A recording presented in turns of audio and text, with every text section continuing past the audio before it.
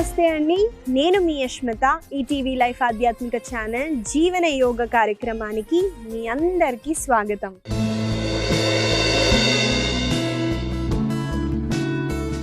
ఎలా ఉన్నారండి మీరంతా? నేనైతే చాలా బాగున్నానండి. మీరందరూ కూడా బాగుంటారు, ఎందుకంటే మీరు జీవన యోగాని అలవాటు చేసుకున్నారు కాబట్టి. ఇవాళ మన సాధన చేసే ముందండి ఒక చిన్న విషయం అయితే చెప్పాలనుకుంటున్నానండి.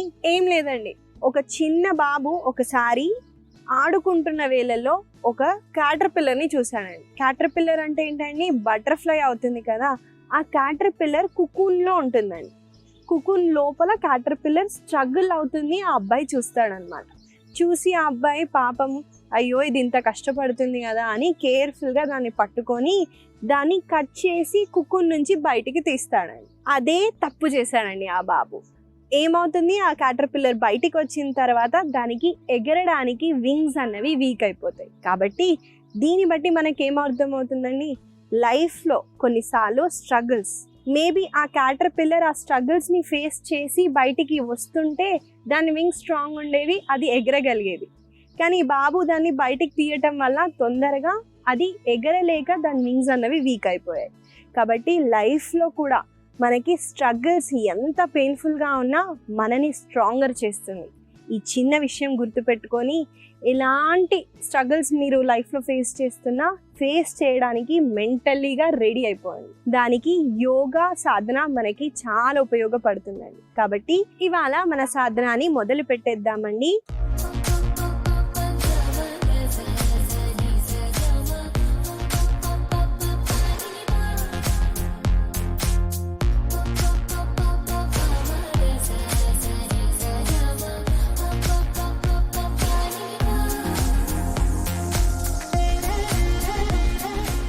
మనము మొదటిగా చేయబోయే ఆసన పేరు విపరీత వీరభద్రాసన. ఈ ఆసన ఎలా చేయాలో చూపిస్తానండి. ముందుగా చూడండి, తర్వాత కలిసి చేద్దాం. ఈ ఆసన చేయటానికి నేను ఒక వైపున తిరుగుతాను, మనకి ఈజీగా అర్థమవుతుంది. ముందుగా మనము విపరీత వీరభద్రాసన చేయటానికి తాడాసనాలో నిల్చోవాలండి. రెండు కాళ్ళని, రెండు మోకాలని జోడిస్తూ ఒకసారి డీప్గా శ్వాసని తీసుకోండి. కంప్లీట్గా శ్వాసని వదలండి. ఇప్పుడు కుడి కాళ్ళని నేను వెనక్కి తీసుకెళ్తున్నానండి. చూడండి ఎంత డిస్టెన్స్ ఉండాలి అంటే, ఈజీగా మనము ఆసనా నుంచి బయటికి వచ్చేలాగా అంత డిస్టెన్స్లో ఉండాలండి. మరీ ఎక్కువ తీసుకున్నా నేను ఈజీగా బయటికి రాలేను, కాబట్టి ఇది మన కరెక్ట్ డిస్టెన్స్ క్యాలిక్యులేట్ చేస్తున్నాం. ఇప్పుడు మనము శ్వాసని తీసుకుంటూ చూడండి, నిన్న ఎడమ చేతిని చిన్ ముద్రలో పెడుతున్నాను. బొటన వేలు చూపుడు వేలని టచ్ చేస్తూ, అలాగే నా కుడి చేతిని కుడి కాళ్ళ పైన పెడుతూ శ్వాసని ఇక్కడ తీసుకోండి. శ్వాసని వదిలేటప్పుడు ఎడమ మోకాళ్ళని ఇలా మనము బెండ్ చేస్తూ ఆర్చ్ బ్యాక్ చేయండి.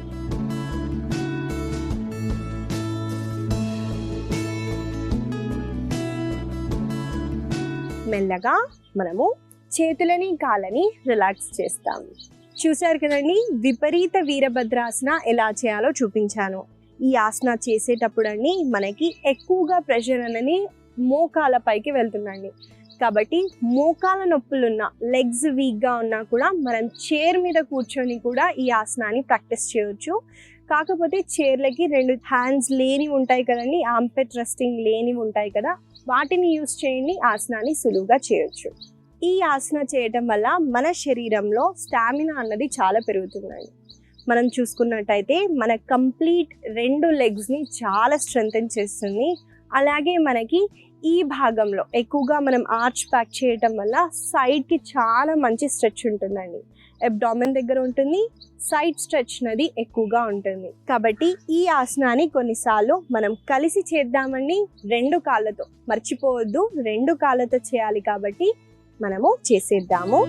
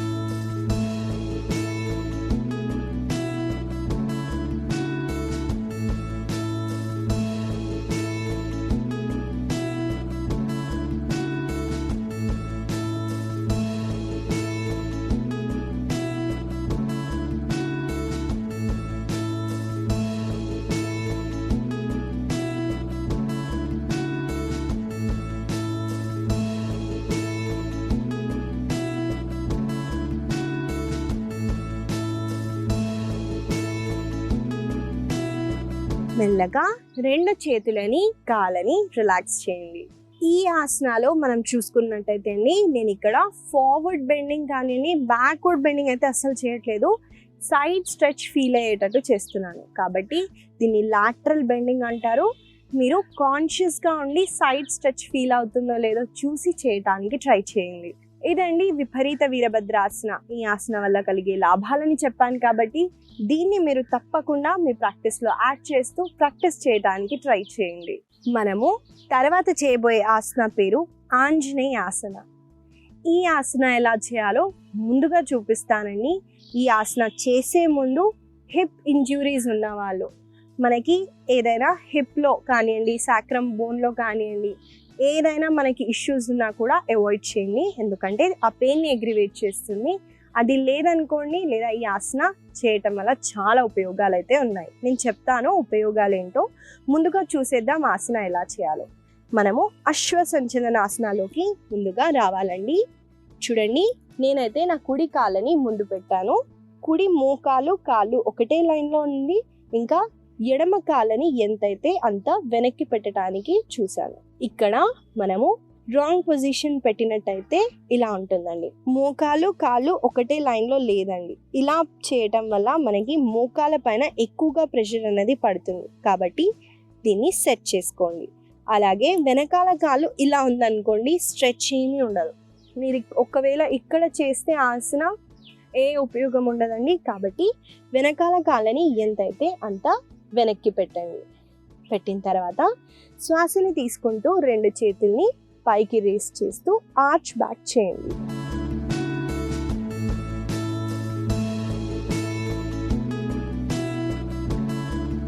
మళ్ళీ మెల్లగా శ్వాసని వదులుతూ రిలాక్స్.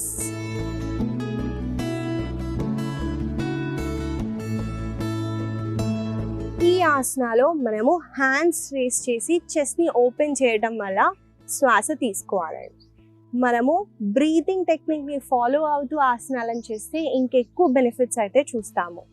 ఈ ఆసన చేయటం వల్ల మనకి హిప్ అనేది ఎక్కువగా ఓపెన్ అవుతుందండి. అలాగే చెస్ట్ ఓపెన్ అవుతుంది కాబట్టి లంగ్స్కి రిలేటెడ్ ఇష్యూస్ ఏమైనా ఉన్నా కూడా మనం రెక్టిఫై చేయొచ్చు. కాబట్టి ఈ ఆసనాన్ని మనం కలిసి కొన్నిసార్లు చేద్దాము. నాతో పాటు మీరు చేయండి.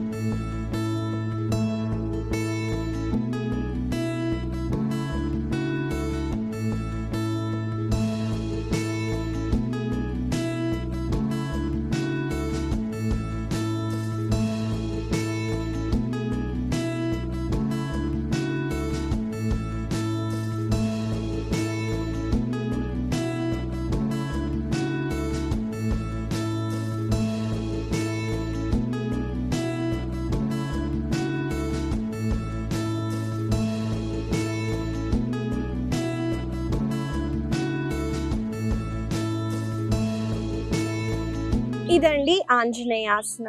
ఈ ఆసన ఎలా చేయాలో, అలైన్మెంట్, ఈ ఆసన వల్ల కలిగే లాభాలు ఏంటో కూడా చెప్పాను. కాబట్టి దీన్ని మీరు తప్పకుండా ప్రతిరోజు ప్రాక్టీస్ చేయండి. మనము తర్వాత చేయబోయే ఆసన కన్నా ముందు ఒక చిన్న విషయం అండి. ఏం లేదండి, లైఫ్లో అందరికీ స్ట్రగుల్స్ ఉంటాయి అని చెప్పాను కదండి.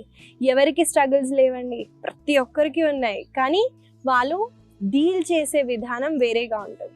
మనం దాన్ని ఎక్కువగా తీసుకోవచ్చు, లేదా దాన్ని మనం ఈజీగా కూడా లైఫ్లో సాల్వ్ చేసుకోవచ్చు. కాబట్టి ఎక్కువగా మనకి ఏదైనా నచ్చలేదు అనుకోండి, దాన్ని ఎలా సాల్వ్ చేయాలో ట్రై చేయండి. స్ట్రగుల్స్ ఉన్నవి మనము ఈజీగా కూడా చేయొచ్చు. స్ట్రగుల్స్ లేని లైఫే వేస్ట్ కదండి. అన్నీ మన లైఫ్లో అనుభవించాల్సింది తప్పకుండా అవుతుంది. కాబట్టి మనం అనుభవించే విధానాన్ని చూస్ చేసుకోండి. దాన్ని మనం ఇంకా సఫర్ అయ్యి ఇలా చేసుకుంటామా, లేదా దీన్ని ఎలా సాల్వ్ చేస్తామా అని ఆలోచించి మీ లైఫ్ని ఇంప్లిమెంట్ చేస్తూ ఇంకా హ్యాపీగా ఉండొచ్చు. స్ట్రగుల్ అంటే ఏంటండి, పేదవాడికి పేదవాళ్ళ కష్టాలే ఉంటాయి, అలాగే డబ్బున్న వాళ్ళకి డబ్బున్న కష్టాలు కూడా ఉంటాయండి, చాలా ఉంటాయి. మనం అనుకుంటాము అరే డబ్బున్న వాళ్ళకి ఏముంటాయి ఏముండవు అని. వాళ్ళకి ఉండేవి కూడా ఉంటాయి, ఎందుకంటే వాళ్ళు కూడా మనుషులే కదండి. ఎవరికైనా మనిషికి హద్దు అన్నది ఎప్పటికీ ఆగదండి. ఆశ హద్దు అన్నవి ఉండవు. కాబట్టి వాళ్ళు ఎక్కువ ఎక్స్పెక్ట్ చేస్తారు. అందుకే స్ట్రగుల్స్ అన్నవి ఏది రియల్ స్ట్రగుల్ అండి. మనము లేని స్ట్రగుల్స్ కూడా మనం సృష్టించుకొని మైండ్లో ఫిజికల్గా సఫర్ అవుతాము. అలాగే నిజంగానే లైఫ్లో స్ట్రగుల్ వచ్చినా కూడా దాన్ని సాల్వ్ చేసే అంత స్ట్రాంగ్ మైండ్ మనది ఉండాలండి. అదొకటి మన యోగా సాధన వల్ల ఎక్కువగా అనిపిస్తుంది. కాబట్టి యోగా సాధనని మీరు తప్పకుండా ప్రతిరోజు చేయండి. మనము తర్వాత చేయబోయే ఆసన పేరు ఉత్థాన శిశు ఆసన. ఈ ఆసన ఎలా చేయాలో చూపిస్తానండి. ముందుగా మనము టేబుల్ పోస్చర్లోకి రావాలి. కాబట్టి ఆ పొజిషన్కి వచ్చేయండి.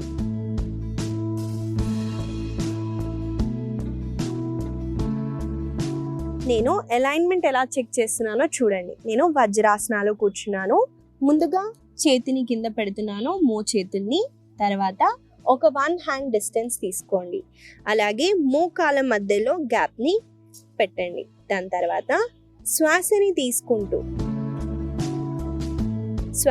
తీసుకుంటూ ఇక్కడ శ్వాసని వదిలేటప్పుడు చూడండి, మనము ఎక్కడున్నామో అక్కడే మన ఛాతీని కింద డ్రాప్ చేయడానికి ట్రై చేయండి. అలాగే 2 చేతుల్ని స్ట్రెచ్ చేయండి.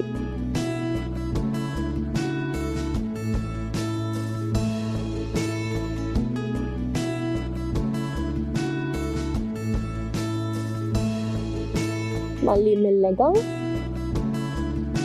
చేతుల్ని సపోర్ట్ తీసుకుంటూ మనము పైకి రేజ్ అవుతాము. చూసారు కదండి, ఉత్థాన శిశు ఆసన ఎలా చేయాలో చూపించాను. ఈ ఆసన చేసేటప్పుడు కామన్ మిస్టేక్ ఏం చేస్తారో చూపిస్తానండి. ఇప్పుడు నేను టేబుల్ నుంచి సపోజ్ నేను చెస్ట్ ఇక్కడ పెట్టి హ్యాండ్ని చేశాను అనుకోండి, స్ట్రెచ్ ఉండదు. కాబట్టి మీరు చూసుకోండి, మీ మోకాలు హిప్ ఒకటే లైన్లో ఉండాలి. అలాగే ఛాతీని ఇక్కడే డ్రాప్ చేయడానికి ట్రై చేయండి. దానివల్ల మనకి ఎక్కువగా స్ట్రెచ్ ఉంటుంది. చాలా ముందుకి వెళ్ళిపోవద్దండి, ఇక్కడే ఈ పొజిషన్లోనే చేయడానికి చూడండి. ఉత్థాన శిశు ఆసన చేయటం వల్ల మనకి ఎక్కువగా అప్పర్ బ్యాక్లో చాలా మంచి స్ట్రెచ్ ఉంటుందండి. అన్ని ఆసనాలు చేసేటప్పుడు మన మజిల్స్ అన్నవి స్ట్రెచ్ అవుతాయి, కానీ అప్పర్ బ్యాక్కి స్ట్రెచ్ అవ్వటం ఈ ఆసనాలో ఎక్కువగా ఉంటుందండి. కాబట్టి ఈ ఆసన వల్ల మనకి ఎక్కువగా మైండ్ అన్నది చాలా రిలాక్సింగ్గా ఉంటుందండి. అలాగే మన మైండ్ కూడా చాలా కామ్గా ఉంటుందండి. కాబట్టి ఈ ఆసనాన్ని కొన్ని రిపిటేషన్స్ కానివ్వండి, లేదా ఆసనాలు హోల్డ్ చేస్తూ ఉజ్జయి బ్రీతింగ్, స్లో బ్రీతింగ్ చేయడానికి ట్రై చేయండి. అలాగే మనకి ఎక్కడ స్ట్రెచ్ అవుతుందో అబ్జర్వ్ చేయడానికి ట్రై చేయండి. కలిసి ఈ ఆసనాన్ని చేద్దామండి. నాతో పాటు మీరు చేయండి.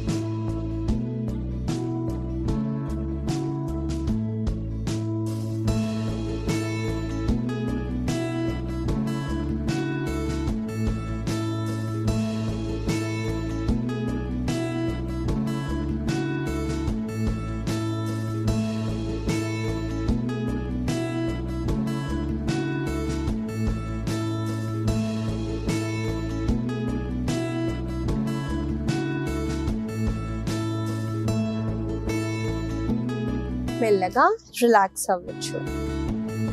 ఇదండి ఉత్థాన శిశు ఆసన. ఈ ఆసన అలైన్మెంట్ ఎలా చేయాలో చూపించాను కాబట్టి దీన్ని మీరు తప్పకుండా ప్రాక్టీస్ చేయండి. మనము తర్వాత చేయబోయే ఆసన పేరు సూక్త పాదాంగుష్ఠాసన. ఈ ఆసన ఎలా చేయాలో చూపిస్తానని. ముందుగా మనము మన వీపు వైపున పడుకోవాలి కాబట్టి ఆ పొజిషన్ కి వచ్చేయండి.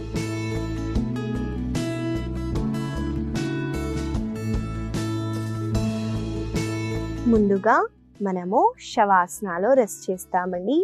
చేసిన తర్వాత చూడండి, 2 చేతుల్ని మీరు ఇన్లైన్ చేస్తూ మీ షోల్డర్కి ఇలా ప్లేస్ చేసుకోవచ్చు. శ్వాసని తీసుకుంటూ కుడి కాళ్ళని ఫోల్డ్ చేయండి. చూడండి, నేను నా కుడి కాళ్ళ బొటన వేలు, చూపుడు వేలు, మధ్యపు వేలతో హోల్డ్ చేస్తున్నాను.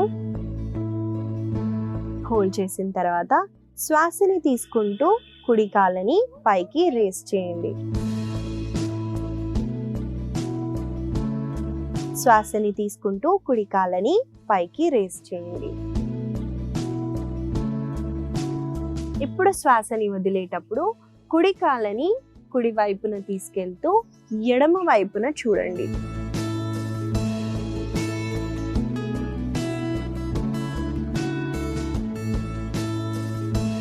మళ్ళీ శ్వాస తీసుకుంటూ ముందుగా సెంటర్కి వచ్చేసి మెల్లగా కాళ్ళని ఫోల్డ్ చేస్తూ కాళ్ళ వేళ్ళ బొటన వేలని మెల్లగా రిలీజ్ చేస్తూ రిలాక్స్ అవ్వచ్చు. చూసారు కదండి, సూక్త పాదాంగుష్ఠాసన ఎలా చేయాలో చూపించాను. ఇందులో ఒక చిన్న వేరియేషన్ చేసామండి, కాబట్టి నాతో పాటు మీరు చేయండి. 2 కాళ్ళతో చేయాలండి కాబట్టి గుర్తు పెట్టుకొని కుడి తర్వాత ఎడమ కాళ్ళతో చేయండి.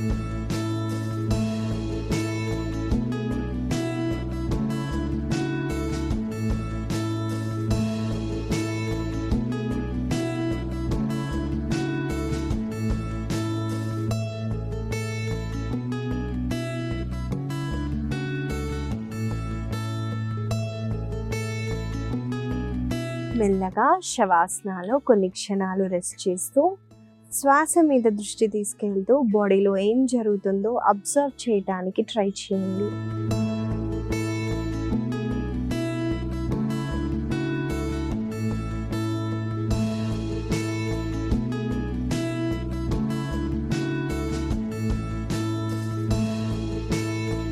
మెల్లగా ఒక వైపున తిరుగుతూ సుఖాసనాలో కూర్చోండి. ఇదండి సూక్త పాదాంగుష్ఠాసన. ఈ ఆసన చేసేటప్పుడు చాలా మందికి కాళ్ళ బొటన వేలని హోల్డ్ చేయడం కష్టంగా ఉంటుందండి. అలాంటి సమయాలలో మనము యోగా స్ట్రాప్ కానివ్వండి, చున్నీని కానివ్వండి, అలా మనం కాళ్ళని హోల్డ్ చేస్తూ కూడా చేయొచ్చండి. కానీ గ్రిప్ మిస్ అయితే కాలు పడిపోతుందండి, కాలు పడితే డ్యామేజ్ అవుతుంది. కాబట్టి కేర్ఫుల్గా చేయండి. మనము ఈ ఆసన చేసేటప్పుడు కూడా ఎక్కువగా మనము ఫాస్ట్గా కానివ్వండి లేదా అక్కడ వరకే వెళ్తున్నా కింద ఆనించడానికి ట్రై అయితే అస్సలు చేయొద్దండి. మన బాడీని రెస్పెక్ట్ చేస్తూ ఎంతవరకు వెళ్తే అంతవరకే చేయండి. మెల్లమెల్లగా మనం రిపిటేషన్స్ చేసినా కూడా బాడీలో ఫ్లెక్సిబిలిటీ అన్నది పెరుగుతుంది. ఈ ఆసన చేసేటప్పుడు మనకి ఆర్మ్ స్ట్రింగ్స్లో కాళ్ళల్లో ఉన్న వెనకాల భాగంని చాలా మంచి స్ట్రెచ్ ఉంటుందండి. చూడండి, అప్పర్ బాడీలో మనకి బ్లడ్ సర్క్యులేషన్ హార్ట్ వల్ల అవుతుంది. కానీ ఒక ఏజ్ వచ్చేసరికి చాలా మందికి లోవర్ బాడీ సమస్యలే ఎక్కువగా వస్తాయండి. అంటే కింద భాగంలో ఉన్న ఇష్యూస్. మోకాల నొప్పులు కానివ్వండి, కాళ్ళు వీక్ అయిపోవడం కానివ్వండి, ఇలాంటి సందర్భాలలో మనకి ఎక్కువగా ని, కాఫ్ ని, ని వీటిని మనం స్ట్రెంగ్తన్ చేయడం వల్ల లో బాడీ అన్నది చాలా స్ట్రెంగ్తన్ గా ఉంటుంది. కాబట్టి మనకి కాళ్ళల్లో ఉన్న వెనకాల భాగంకి చాలా మంచి స్ట్రెచ్ ఉంటుంది. అలాగే కాళ్ళని నేను సపరేట్ చేస్తున్నాను, అంటే కుడి కాళ్ళని కుడి వైపుని తీసుకెళ్తున్నాను కాబట్టి హిప్ అనేది ఓపెన్ అవుతుందండి. అలాగే నేను ఆపోజిట్ సైడ్ లో చూడటం వల్ల మనకి నెక్ కి కూడా చాలా మంచి స్ట్రెచ్ ఉంటుంది. కాబట్టి ఈ ఆసనాన్ని మీరు ప్రతిరోజు మీ సాధనాలు యాడ్ చేస్తూ ప్రాక్టీస్ చేయడానికి ట్రై చేయండి. ఇవండి ఇవాళ మన ఆసనాలు. మనము ఎక్కువగా స్ట్రెంథనింగ్ ఆసనాలను అయితే చేసాము. వీటిని గుర్తు పెట్టుకొని రోజు పొద్దున సాయంత్రం వేళల్లో తప్పకుండా ప్రాక్టీస్ చేయండి. ఇవాళ నేను మీకు ఇచ్చే చిన్న సలహా ఏంటంటే అండి, చాలా మందికి స్ట్రెస్ వల్ల జుట్టు ఊడిపోతూ ఉంటుందండి. ఒక చిన్న సలహాని చిట్కాని నేను చెప్తాను, దాన్ని ఫాలో అవ్వండి. ప్రతిరోజు ఆయిల్ పెడితేనే మనం మసాజ్ చేయాల్సిన అవసరం లేదండి. ఆయిల్ పెట్టకపోయినా కూడా మన ఫింగర్ టిప్స్తో మనము 2 చేతుల్ని ఇలా లోపల పెడుతూ టిప్ ఆఫ్ ద ఫింగర్స్తో మనము హెడ్ని ఇలా మసాజ్ చేయటం వల్ల స్ట్రెస్ రిలీఫ్ అవుతుంది, అలాగే హెయిర్ రీగ్రోత్ అవుతుంది. కాబట్టి ఈ చిన్న సలహా మీకు ఉపయోగపడుతుందని ఆశిస్తూ మళ్ళీ కలుద్దాం.